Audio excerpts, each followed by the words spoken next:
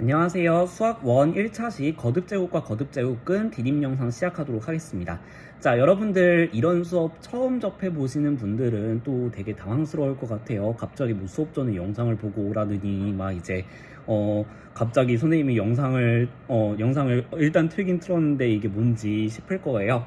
자, 일단 오늘 첫 시간이니까 조금 안내부터 시작하도록 하겠습니다. 우리 앞으로 수업 매번 영상으로 개념 설명 진행하고요. 그 다음에 수업 시간에는 문제풀이, 토론, 뭐 이런 활동들을 진행하게 될 거예요. 그래서 여러분들이 수업에 잘 참여하기 위해서는 이 영상을 정확하게 이해하시는 것이 중요하고요. 그렇기 위해서는 여러분들이 이 영상에 잘 집중해 주셔야 됩니다. 그래서 지금 여러분들이 해줘야 되는 것은요, 이 영상 화면 앞에다가 잘 놔둬 주시고요. 그 다음에 옆에다가 수학 노트, 디딤노트라고 우리 부르기로 했었죠. 그 디딤노트 지금 잘 펼쳐 놓으세요. 그리고 선생님이 설명하는 내용을 디딤노트에 받아 적으시면서 혹시나 중간중간에 선생님이 영상 길이 때문에 설명을 약간 좀 불친절하게 하고 넘어가는 경우도 있을 거예요. 그럴 때 너무 걱정하지 마시고요. 어차피 수업 시간에 선생님이 또 설명해 줄 거니까, 그쵸? 그리고 선생님이 여러분들의 질문을 해결해 줄 거니까요. 너무 걱정하지 마시고 그 노트에다가 그 질문을 잘 적어 두신 다음에 궁금한 내용은 선생님이 고민상담소 열 때 와서 질문을 해주시면 선생님이 성심성의껏 답변을 해드리도록 하겠습니다. 자, 그래서 디딤노트 지금 펼쳐 놓으셔야 됩니다. 다 펼쳐 놓으셨어요? 일시정지 잠깐 하시고 펼쳐 놓으신 다음에 재생도 버튼 누르세요. 자, 그러면 시작해 보도록 하겠습니다. 오늘 우리가 배울 내용은 바로 거듭제곱이라고 하는 것과 거듭제곱근이라고 하는 것을 배울 겁니다. 일단 두 개의 내용이 상당히 유사할 것이다 라는 생각이 드는데, 여러분들이 거듭제곱 사실 배웠어요, 그쵸? 거듭제곱 여러분들이 중학교 때도 써왔습니다. 그 내용 똑같고요. 자, 그 다음에 거듭제곱근, 요거까지는 모르겠지만 근데 여러분들이 제곱근이라고 하는 건 이미 중학교 때 배웠거든요. 언제 배웠어요? 중3 때, 그쵸? 루트 배웠었잖아요. 그 루트와 비슷한 내용입니다. 대신 여러분들이 중학교 때 배웠던 그 거듭제곱의 지수가 앞으로 좀 더 넓은 범위, 실수 범위까지 확장이 될 거고요. 그 다음에 여러분들이 배웠던 루트의 개념이 단순히 제곱근이 아니라 이제 그 횟수가 점점 늘어나는 상황을 보시게 될 겁니다. 자, 그래서 중학교 때 배웠던 내용의 확장 버전이다 라고 생각하시면서 혹시 그 부분 까먹으셨다면 그러면 이제 교과서 한번 펼쳐보시고 그래도 모르겠다 선생님한테 한번 쉬는 시간에 질문하시고 그렇게 해결해 주시면 되겠습니다. 자, 첫 시간이라서 선생님이 서론이 좀 길었네요. 진행을 해보도록 하겠습니다. 자, 먼저 거듭제곱이라는 것의 뜻부터 살펴보고 들어갈게요. 거듭제곱이라고 하는 건 뭐냐면 곱하는 거예요. 말 그대로 곱하는 건데 어떻게 곱하냐? 거듭해서, 즉 반복해서 곱한다 라는 뜻입니다. 그래서 같은 수나 문자를 여러 번 곱했을 때 같은 수나 문자를 여러 번 곱한다 라는 상황이에요. 그래서 이것을 우리가 매번 쭉 나열해서 적으면 너무 길거든요. 귀찮고. 그래서 그것을 간단히 표현하는 방법이다 라는 겁니다. 자, 지금 한번 상황을 볼게요. 예를 들어서 여러분들이 3을 100번 곱하고 싶어요. 그러면 거듭제곱이라는 것이 없다라고 한다면 여러분들은 어떻게 표시하셔야 되냐면요, 3 곱하기 3 곱하기 3 곱하기 3 곱하기 3 곱하기 이렇게 100번을 적어야 돼요. 근데 이렇게 다 적기도 너무 힘드니까 이렇게 해놓고 100번 이런 식으로 적는단 말이죠. 근데 이것도 너무 보기 싫고 귀찮아요, 그쵸? 그래서 이것을 좀 더 짧고 간결하고 명확하게 표현할 수 있는 방법이 무엇이 있을까 라고 생각을 하다가 결과적으로 우리가 어떤 것을 곱하는지 그리고 몇 번 곱했는지 요게 중요하니까 이 정보들을 살릴 수 있는 방법으로 기록을 하자 라고 해서 나온 게 거듭제곱입니다. 그래서 이렇게 반복해서 곱하는 것을 크게 적어주고요. 그 다음에 이 곱하는 횟수에 대한 것을 위에다가 조그맣게 적어주게 돼요. 자, 그래서 이 기호를 보시면 3이라고 하는 것을 100번 곱했구나 이런 식으로 해석을 하자 라고 약속한 것이 바로 거듭제곱입니다. 그래서 이렇게 a 곱하기 a 곱하기 a 곱하기 a 곱하기 이런 식으로 n번을 곱한 것을 우리는 어떻게 표기하기로 약속하냐면 곱하는 것을 이렇게 크게 적어주고 곱한 횟수를 위에다가 조그맣게 적어주자 라고 하게 되고요.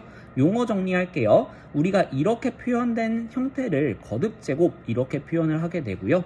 그 다음에 이쪽 아래에 있는 것을 우리는 밑이라고 부르고 곱한 횟수에 해당하는 위에 조그만 글자를 우리는 지수 이렇게 부르게 됩니다. 자, 여기까지 용어 정리되셨을까요? 자, 그러면 이제 이러한 거듭제곱들 또한 연산이 가능하게 될 거예요. 그것을 계산하다 보면 특히 이것은 이제 a라고 하는 것을 연속해서 곱하는 상황에 관련된 거잖아요. 그쵸? 그래서 결과적으로 이 거듭 제곱끼리 곱하거나 나누는 상황들이 자주 등장하게 되는데, 이 곱하거나 나누는 상황을 잘 관찰을 해보니까 지수 간의 규칙으로 약속을 할 수 있겠다라는 겁니다. 그래서 우리가 결과적으로 거듭 제곱의 연산은 지수 간의 법칙으로 정리할 수 있다라고 해서 지수법칙이라고 하는 것을 만들어내게 됩니다. 구체적인 상황을 통해서 몇 개 좀 살펴보고 규칙을 그 일반화시켜서 문자로 표현해내는 방식으로 여러분들이 이제 공부하면 지수법칙이 자연스럽게 받아들여질 수 있을 텐데요. 근데 시간 관계상 선생님이 전부 다 해줄 수는 없고요. 나누기가 제일 복잡하거든요. 그 나누기에 대해서 이게 어떻게 나왔는지를 설명해 드리고 나머지들은 여러분들한테 좀 맡겨보도록 하겠습니다. 그래서 곱하기, 그 다음 뭐 이제 거듭 제곱에 또 거듭 제곱 이렇게 된 것들에 대해서는 여러분들이 나눗셈과 비슷한 방법으로 직접 증명을 해보시길 바라겠습니다. 디귿노트에 잘 기록을 해두시면 좋을 것 같아요. 자, 먼저 나누기의 상황을 우리가 좀 살펴보도록 하겠습니다. a 세제곱 나누기 a 제곱이라고 하는 것을 한번 살펴보려고 해요. 근데 이것을 하기 전에 선생님이 잠깐 분수라는 개념을 끌고 들어오도록 하겠습니다. 자, 만약에 여러분들한테 3분의 2라고 하는 숫자가 있어요. 그러면 요건 여러분들이 보통 어떻게 해석을 하시나요? 이미 중학교까지 배우고 넘어왔으면 사실 이 분수를 나누기로 해석할 수 있다라는 것을 선생님은 나누기까지는 알고 있겠구나라고 판단하고 넘어가는데 아닌 친구들은 선생님한테 와서 한번 물어봐 주시기 바라겠습니다. 자, 우리가 초등학교 때는 이 3분의 2라고 하는 것을 전체를 3등분한 거, 요거 중에 2조각 이런 식으로 우리는 배우게 되죠. 근데 이제 나중에 중학교 때 숫자를 좀 더 다루게 되면 요것을 2 나누기 3의 계산 결과 이렇게 받아들일 수가 있게 됩니다. 즉 분수라고 하는 것은 나눗셈을 한눈에 바라보기 위해서 표현하는 방법 수단 정도로 생각해 볼 수도 있는 거예요. 자, 그래서 지금 주어진 a 세제곱 나누기 a 제곱이라고 하는 것을 한번 분수로 표현해 보려고 하는데요. 그럼 여러분들 어떻게 표현하면 되겠어요? 그쵸? 요거는 a 세제곱을 a 제곱으로 나눈 거다. 즉 나눈 식, 나눠지는 식이 분자에 들어가게 되고 나눈 식이 분모에 들어가게 되죠. 그래서 a 제곱분의 a 세제곱 이렇게 표현할 수가 있게 되고요. 자, 이 거듭 제곱을 다시 반복된 곱셈으로 한번 표현을 해보도록 할게요. 그러면 a 세제곱이라고 하는 것은 a 곱하기 a 곱하기 a 이런 식으로 a를 3번 곱했다 라고 볼 수 있겠고요. a 제곱은 a 곱하기 a 이렇게 표현할 수 있을 겁니다. 자, 근데 분모 분자에 똑같은 것이 곱해져 있다 라고 하면 우리는 약분이 가능하죠. 그래서 이렇게 약분이 됨으로써 이 계산 결과는 a만 남게 될 거예요. 자, 근데 이거를 우리가 계산하는 거 매번 이렇게 풀었을 수 없잖아요. 그러니까 규칙을 좀 눈여겨보자는 거죠. 봤을 때 위의 것을 풀어쓰다 보면 이 지수에 해당하는 횟수만큼이 나오게 됩니다.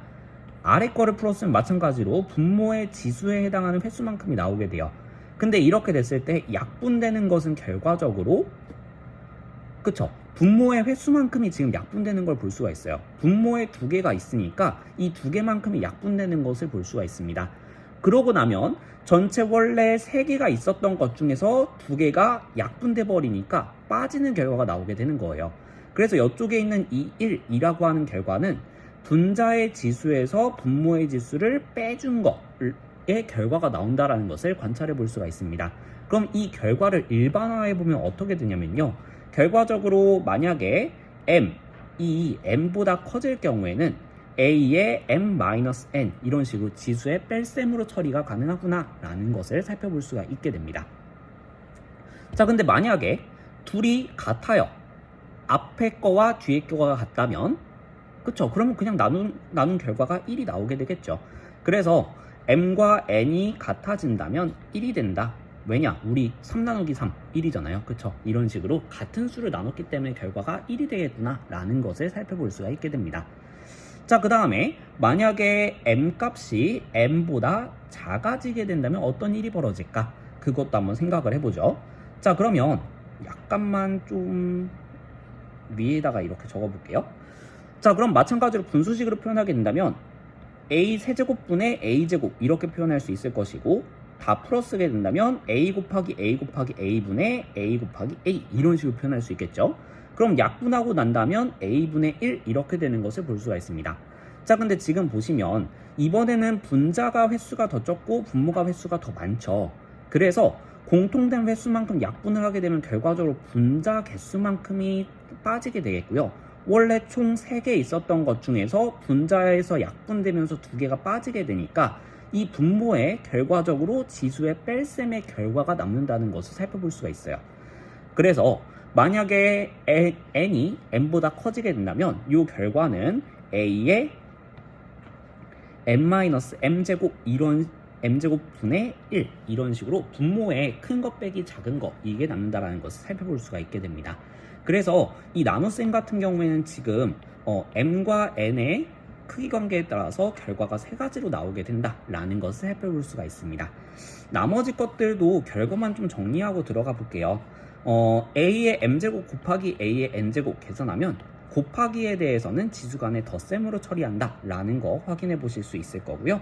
이렇게 거듭제곱을 다시 거듭제곱하게 된다면 이 지수간의 곱셈으로 처리가 됩니다.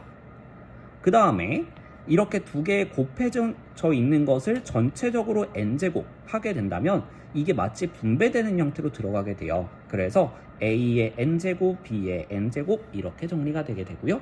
마찬가지로 b분의 a의 n제곱도 n이 분배되는 형태로 들어가게 돼서 b의 n제곱분의 a의 n제곱 이렇게 들어가는 것을 살펴보실 수 있을 겁니다. 요 4가지에 대해서는 한번 여러분들이 이것을 풀어서 보다 보면 확인이 될 거거든요. 그래서 좀 일반적으로 증명을 한번 해보시길 바라겠습니다. 자, 그럼 이제 거듭제곱근 오늘의 핵심 목표거든요. 이 거듭제곱근에 대해서 한번 들어가 볼게요. 자, 거듭제곱근 우리 근이라는 표현 어디서 봤다, 그쵸? 근이라고 하는 것은 우리가 방정식의 근 이런 것을 말하잖아요. 어떠한 방정식을 만족하는 x값 우리는 그것을 근이라고 부르게 되는데요. 거듭제곱식에 관련된 근이라는 뜻이에요. 자, 그래서 우리가 이제 약속을 할 건데 a의 n제곱근이다 라는 표현은 우리가 어떤 식을 이렇게 부르게 되는 거냐면요. 어떤 것을 n제곱 했을 때 a가 나오는 애를 구하고 싶은 상황에서 하는 말입니다. 다시 한번 어떤 애를 뭔지 모르겠는데 걔를 n제곱 했을 때 a가 나오는 상황을 생각해 보고 싶은 거예요. 자, 그래서 그 모르는 것을 x라고 두게 된다면 x의 n제곱은 a라고 두게 되고요. 그럼 이것을 만족하는 이 x, 즉 이 방정식의 해, 근, 이것을 우리는 거듭제곱근이라고 부르게 되는 겁니다. 자, 그래서 거듭제곱했을 때 값이 나오는 애를 구하는 상황이다. 그래서 거듭제곱근이라는 명칭이 붙게 되었고요. 그래서 여러분들이 a의 n제곱근 앞에 x는 이런 말 안 붙을 거거든요, 대부분. 그래서 a의 n제곱근인 이런 표현을 보게 된다면 자동적으로 이런 방정식을 떠올릴 수 있으셔야 되고요. 자, 그래서 요것을 이제 여러분들이 해결을 해서 이 방정식을 풀어서 결과적으로 x값을 구해내는 것이 이 거듭제곱근에 대한 내용이다 라고 보시면 되겠습니다. 자, 근데 이것을 한번 선생님이 숫자 예시를 들어볼게요. 만약에 여러분들한테 16의 4제곱근이라고 하는 것이 들어갔다고 한번 해볼게요. 자, 그러면 이건 무슨 뜻이냐면 4제곱을 했을 때 16이 나오는 근을 찾아라 라는 뜻이에요. 그래서 x의 4제곱을 했을 때 16이 나오는 애를 찾아봐라 라는 뜻이거든요. 자, 그럼 4차 방정식이죠. 여러분들이 인수분해를 이용해서 해결하게 될 텐데 x의 4제곱 마이너스 16은 0이다. 그래서 인수분해를 해주게 되면 x제곱 마이너스 4, x제곱 플러스 4는 0이다. 자, 이것을 풀어주게 되면 x는 플러스 마이너스 2 또는 플러스 마이너스 2i 이렇게 나오게 될 겁니다. 여기까지는 고일 내용. 자, 근데 여기에서 이제 보시게 되면 실수인 것과 허수인 것이 나오게 돼요. 이것은 이제 여러분들이 뭐 이제 더 제곱이 늘어나게 될수록 그럴 때 자주 관찰하게 되는 상황인데요. 그 중에서 우리는 아마 수업 시간에 이렇게 실수로 나오게 되는 거듭제곱근에 대해서 조금 더 주목을 하게 될 겁니다. 자, 그래서 이렇게 나오게 되는 결과 하나를 우리는 이제 뭐라고 약속하게 될 거냐면 이제 4제곱근 16 이런 식으로 약속하게 될 거예요. 자, 그래서 지금 요거는 어떻게 쓴 거냐면 16의 4제곱근이라고 해서 16의 4제곱근 이런 식으로 쓴 거예요. 기호 표현은 이렇게 하기로 약속을 할 거고요. 자, 만약에 이렇게 실수인 거듭제곱근이 2개가 등장하게 된다면 양수 한 개와 음수 한 개가 등장을 하게 돼요. 그래서 이 기호 표현은 양수인 것을 약속하기로 하고요.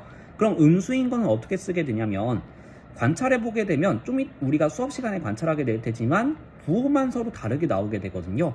그래서 여기에 음수인 것은 마이너스를 붙여서 약속을 하게 됩니다. 자, 반면 여러분들이 세제곱근 이런 식으로 홀수제곱근을 관찰하게 된다면 그냥 음수인 거 딸랑 한 개 이렇게 존재하는 경우도 있을 수 있거든요. 그 경우에는 예를 들어서 세제곱근 마이너스 8 이런 식으로 그냥 쓰도록 하게 약속을 합니다. 자, 그래서 2개 존재할 경우에만 양수인 것을 이런 기호로 약속을 하도록 한다 라고 하고요. 이것을 우리말로 읽을 때는 4제곱근 16 이렇게 읽게 됩니다. 자, 근데 여러분들이 헷갈리시는 표현들이 있을 거예요. 자, x는 a의 n제곱이라고 하는 거 보시면 근 표시만 하나 빠졌죠. 자, 근데 이거는 어떻게 식으로 표현되게 되냐면 x는 a의 n제곱이라고 있기 때문에 a의 n제곱 이렇게 쓰게 돼요. 계산 결과가 완전 다르게 나오거든요. 그래서 이 말 헷갈리시면 안 되겠고요. 자, 두 번째, x는 n제곱근 a다 이렇게 나오게 돼요. 즉 a의 n제곱근이라는 표현과 n제곱근 a 뭔가 순서만 바뀐 느낌 들지 않아요? 근데 이거는 명백히 다른 결과를 만들어내거든요. 아까 말했듯이 선생님이 이거 뭐라고 읽는다고 했어요? 4제곱근 16 이렇게 읽는다고 했잖아요. 그쵸? 자, 그래서 이 n제곱근 a라고 하는 것은 결과적으로 n제곱근 a 이것을 한글로 읽은 것 뿐이에요.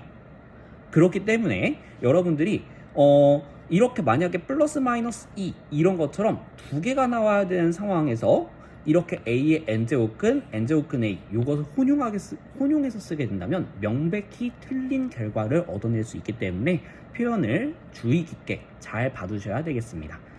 자, 오늘은 첫 시간이라서 선생님이 조금 앞에 서론도 많이 붙이고 그 다음에 안내도 해주고 그 다음에 좀 더 천천히 설명을 했어요. 근데 다음 시간에는 선생님이 조금 더 영상 길이를 짧게 가져갈 겁니다. 그래서 영상 잘 봐와 주시면 좋겠고요. 질문 있으시면 고민상담소 시간이나 아니면 쉬는 시간을 이용해서 선생님한테 꼭 물어봐 주시길 바라겠습니다. 그럼 영상 보시느라 고생 많으셨고요. 수업 시간에 만나도록 하겠습니다.